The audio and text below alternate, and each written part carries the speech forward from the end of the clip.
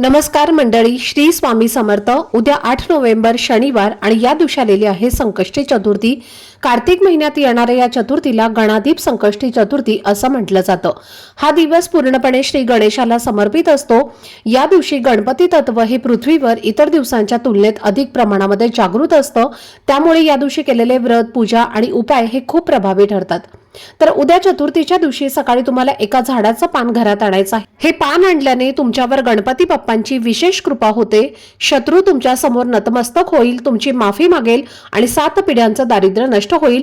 तुमच्या आयुष्यातील कितीही कठीणातील कठीण इच्छा पूर्ण होतील। घरातील सर्व दोष, अडचणी, समस्या दूर होतील आणि घरात सुख, शांती, समृद्धी नांदेल। आता हे पान कोणत्या झाडाचं आणायचं आहे आणि आणल्यानंतर नेमकं त्याचं काय करायचं आहे याबद्दलची संपूर्ण माहिती मी एका व्हिडिओमध्ये दिलेली आहे। तो व्हिडिओ पाहण्यासाठी या व्हिडिओच्या खाली जो छोटासा त्रिकोण दिसत आहे त्यावरती क्लिक करा, म्हणजे संपूर्ण माहिती तुमच्यापर्यंत पोहोचेल। धन्यवाद। श्री स्वामी समर्थ।